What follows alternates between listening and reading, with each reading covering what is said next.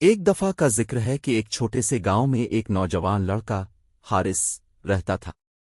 وہ نہایت بہادر اور مہم جو تھا۔ ایک دن گاؤں کے بزرگ نے اسے ایک خاص راز بتایا۔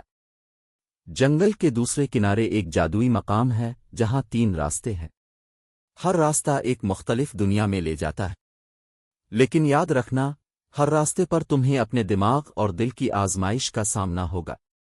حارث نے یہ سن کر فوراً جانے کا فیصلہ کیا۔ حارث نے پہلے راستے کا انتخاب کیا۔ جیسے ہی وہ راستے پر چلنے لگا، اسے ایک بڑا پہاڑ نظر آیا جس پر جادوئی حروف لکھے ہوئے تھے۔ ان حروف کو سمجھنے کے لیے اسے اپنی عقل کا استعمال کرنا پڑا۔ بہت محنت کے بعد اس نے پہیلی حل کر لی اور پہاڑ کے دوسری طرف ایک خزانہ ملا۔ دوسرے راستے پر چلتے ہوئے حارث کو ایک خوفناک دریا کا سامنا ہوا۔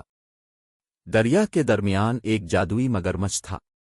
مگرمچھ نے کہا، اگر تمہیں گزرنا ہے تو اپنے دل کی ہمت ثابت کرو۔ حارث نے بغیر ڈرے دریا پار کیا اور اسے زندگی کا ایک قیمتی سبق ملا، خوف کے بغیر آگے بڑھنا۔ تیسرے راستے پر حارث ایک جادوئی باغ میں پہنچا۔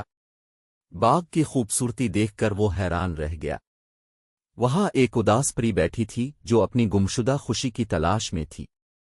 حارث نے اپنی محبت اور نرمی سے پری کو خوش کر دیا اور بدلے میں اسے ایک انمول تحفہ ملا، جادوئی خوشبو جس سے وہ اپنے گاؤں کو خوشیوں سے بھر سکتا تھا۔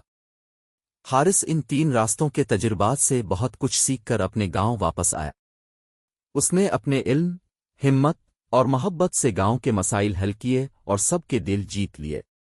یہ کہانی ہمیں یہ سکھاتی ہے کہ عقل، ہمت اور محبت سے ہم زندگی کے بڑے چیلنج